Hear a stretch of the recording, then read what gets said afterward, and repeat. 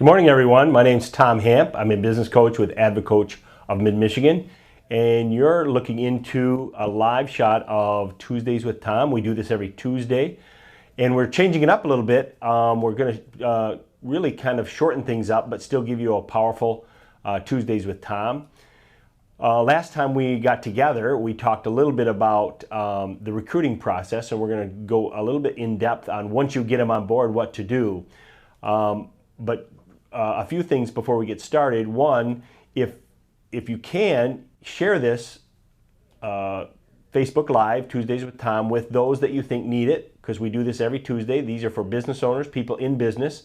Love to share things that help your business be more profitable, be more successful. And so share this if you can. Also, let us know you're here, and by asking some questions that you may have. We'll try to answer them online and live if we can. If not, we'll get back to you as soon as we can. So keep that in mind. Before we get started, I do want to thank our sponsor today, and our sponsor is ColdBox Live. This episode of Tuesdays with Tom is brought to you by ColdBox Live. ColdBox Live is a professional live streaming service that takes your live videos to the next level using professional production equipment, clear audio, and graphics like nameplates, logos, and more. If you'd like to take the hassle out of your next live video and look professional on screen, visit the link right here to learn more and book your session today. So we want to get into, once you get these employees on board, you've done a good job of selecting them. Now we want to make sure that we're doing things on a consistent basis. And so we're going to talk a little bit about your internal processes and procedures. At AdvoCoach, we have a thing called our Operations and Training Manual, and this is the area that we're going to talk a little bit about today. Before that, though, I want to read you a little passage in a book by Michael Gerber called The E-Myth Revisited. We use this book a lot in our coaching processes. And so I just want to read you a little bit of passage where he talks about consistent customer service. So he starts out like this. An experience I had not too long ago illustrates the point. I went to a barber who, in our first meeting, gave me one of the best haircuts I ever had. He was a master with the scissors and used them exclusively, never resorting to electric shears as so many others do. Before cutting my hair, he insisted on washing it, explaining that the washing made cutting easier. During the haircut, one of his assistants kept my cup of coffee fresh. In all, the experience was delightful, so I made an appointment to return. When I returned, however, everything had changed. Instead of using the scissors exclusively, he used the shears about 50% of the time. He not only didn't wash my hair, but never even mentioned it. The assistant did bring me a cup of coffee, but only once, never to return. Nonetheless, the haircut was again excellent. Several weeks later, I returned for a third appointment. This time, the barber did wash my hair, but after cutting it, preliminary to a final trim. This time, he again used the scissors exclusively, but unlike the first two times, no coffee was served, although he did ask if I would like a glass of wine. At first, I thought it might be the assistant's day off, but she soon appeared, busily working with the inventory near the front of the shop. As I left, something in me decided not to go back. It certainly wasn't the haircut. He did an excellent job. It wasn't the barber. He was pleasant, affable, seemed to know his business. It was something more essential than that. And he closes this passage by saying there was absolutely no consistency to the experience. So in your business, or in many businesses, that seems to be a very big issue, is that we don't have consistency how people are handled, customers are handled, internal processes are handled. So how do we make sure that does get more consistent? Well, one of the things that we need to do, and this should have been done before the hiring process, but I do want to review it a little bit, is we do need a position description. So that person that you're hiring kind of knows what the expectations are, what some of the things that are going to happen in the business, what skills they need to either that they have or they're going to have to acquire. So in the position description, we certainly want it detailed. We want it not written for a specific person. So if you already have people in your organization and you're going to be writing a position description, don't write it, let's say, for Sue or Ralph, because that particular person may leave your company. So we need to write a position description just like it says, for the position. What are the expectations? What are the things that need to be done? What are some of the key performance indicators that this position needs to produce to be successful? Some of the other things on there, obviously you want to have goals written in the position description. We want to have some priorities, things that are the most important with respect to this position, as well as we talked a little bit about key performance indicators. A real quick review of that is that these are the things that we're going to measure this person's performance on. So there's two really types of key performance indicators, and most of the key performance indicators you might be used to, and that's called the lagging indicators. These are things like sales, revenue, inventory turns, things that are, have been really tracked in businesses for a long, long time. But what we want to help you concentrate on is really the leading indicators. So I'll use the example like a diet, okay, someone's diet. So if someone wants to lose weight, a lagging indicator would be that when they hop on the scale and they know how much weight they lost or gained during a specific time frame. What we want to really concentrate on is the leading indicators in that scenario. So things like caloric intake, portion control, exercise, the amount of sleep you're getting, the amount of liquid or water that you're drinking. So we know that if we're not doing that on a consistent basis, that could be an issue even before we jump on the scale. So we can make changes or tweaks along the way. So if we're not getting enough sleep, how can we adjust? If we're over our caloric intake, how can we adjust? So these things, we don't have to wait at the end of a quarter, at the end of a year before we make adjustments. We can make these adjustments on the fly. So that's why in a position description, we can let these people that we hire know that these are the things that we're going to track. We're going to be meeting on an ongoing basis to know where we are, whether that's weekly or monthly, so that they have a good idea where they stand. We have a good idea where this particular employee stands and be able to coach them to be as successful as they can be. So those are the things. Just a real quick review on a position description. It needs to be detailed. It needs to be more than just a general overview. It's not written for a specific person. There's some goals attached to that, certainly some priorities, as well as some key performance indicators. We want to welcome Bill Michael. Thanks, Bill, for being with us today. Certainly ask any questions that you want, and then we'll get back to an answer if we can before the end of the broadcast. Another thing we want to talk about is also with the position description is your performance evaluations. So many of my businesses that we talk to simply neglect this really valuable piece of business, and this is part of the process that you're starting to build. So now that we have the position description in place, we want to make sure that we're putting a performance evaluation process in place. Now, we need to sit down with that employee probably initially when you bring them in, or if you're instituting this process after you've had employees for some time, you need to have some type of an initial meeting to help them out, to let them know what type of process this is. And then you also need to let them know how long or when the next one's going to be. So if it's a new employee, maybe you do it in the first month, maybe you do it in the first 3 months, 6 months, because you have to let them know, are they going in the right direction?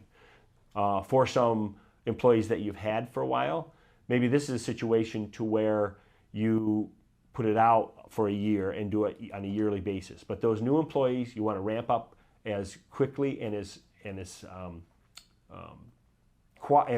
quality as you can. So maybe it's every month for the first 3 months, then a 6 month, and then a year, but you just need to give them some feedback. So again, another key part here after having that initial meeting, let them know when these evaluations are going to take place, especially for the new people. A big thing is probably should schedule it right then. Schedule these meetings right now. Put it in the calendar, because what will happen is that things get busy, you forget, it's not on your calendar, and all of a sudden you're going to give a performance evaluation in 6 months. It goes into 9 months, maybe a year. It goes after that.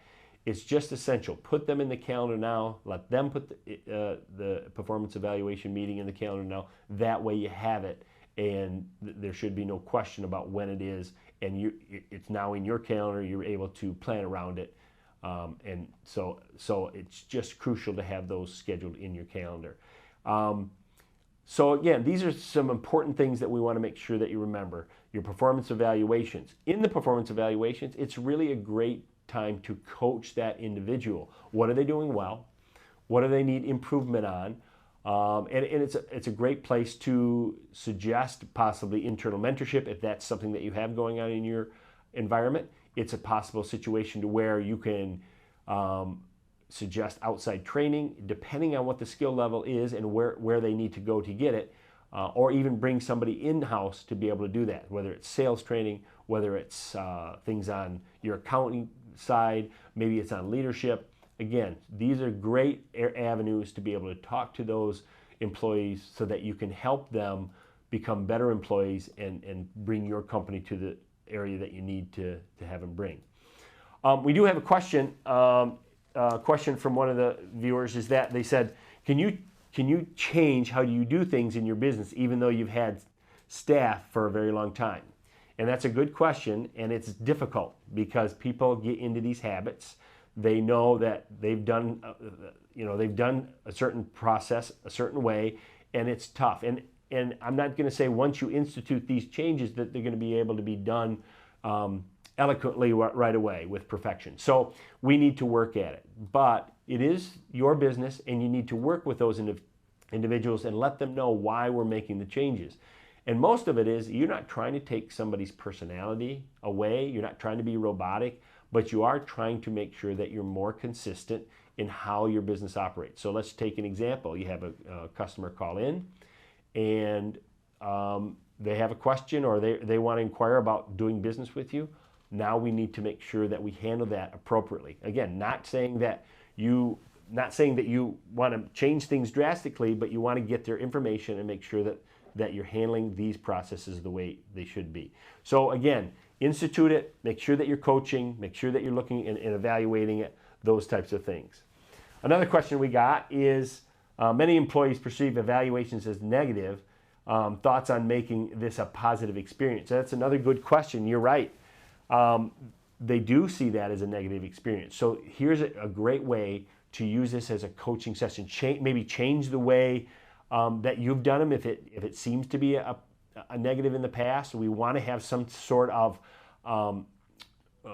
scorecard, if you will, on these things, and it should directly reflect back to your performance evaluations. This is something that you would have talked about in the initial meeting when you set up and say, this is the direction we're going to go. We're going to start doing performance evaluations. This is how it's going to roll out. This is what the performance evaluation worksheet looks like, and let them see it. And a lot of times, many of my business owners allow the employee to evaluate themselves first. The supervisor and or owner evaluates that employees, and then where there's differences, they talk about that. But again, it should be a positive experience. We should be able to talk about those developmental opportunities in a positive light. We certainly want to make sure that they're doing things the right way. So again, it's a great question. How do we make those performance evaluations positive? Is that really comes down to the person that's putting the performance evaluation in place. It should be a good coaching session. Where can we improve? Certainly asking a lot of open-ended questions to your employee on where they feel they can get better, where they feel that they might have some weaknesses that they could possibly improve on or possibly get help. Again, it's a great way to share. The best evaluations are ones that are where we can get everything on the table. It's totally transparent, that we're just trying to improve the overall culture of the business and make the business as successful as possible. Another question we have is that, what if the staff is resistant to the changes that we're trying to implement? Thanks, Lori, for joining us today. We appreciate you coming aboard. So another good question. What if the staff is resistant? So we know change. Many people have a hard time with change. We want to make sure that we're doing things the right way, but it's a slow process. Don't get freaked out if things don't happen perfectly. We want to take baby steps. We want to make sure that we're doing the things the right way. So introduce this new process to them. Certainly let them take it and go with it, but you'll have to continually monitor their success with it. And then again, try to be a great coach with them, asking open-ended questions on what they think could improve the process. But again, when everybody's going and doing the process the way you want it, it's going to be more advantageous for your business. There's consistency, that type of thing. So again, thanks for coming. Thanks for joining us today on the Facebook Live session, Tuesdays with Tom. My name was Tom Hamp. business coach with Advocate Coach up in Michigan. We do this every Tuesday at 9:30. We shortened it up a little bit. We used to do 30 minutes, a lot longer, but we love the fact that we're shortening it up, still trying to provide high impact. We want to thank you for visiting. Certainly ask any questions that you want, even if you're not seeing this live for the first time. Share this with other people in the business community so that we can help them improve their business. And I do want to let you know that today's Facebook Live, Tuesdays with Tom, was sponsored by Coldbox Live. Coldbox Live is a professional live streaming service that takes your live videos to the next level using professional production equipment, clear audio, and graphics like nameplates, logos, and more. If you'd like to take the hassle out of your next live video and look professional on screen, visit the link right here to learn more and book your session today. So thanks, everybody. Have a great rest of your Tuesday, great rest of your week, and we'll talk to you next week.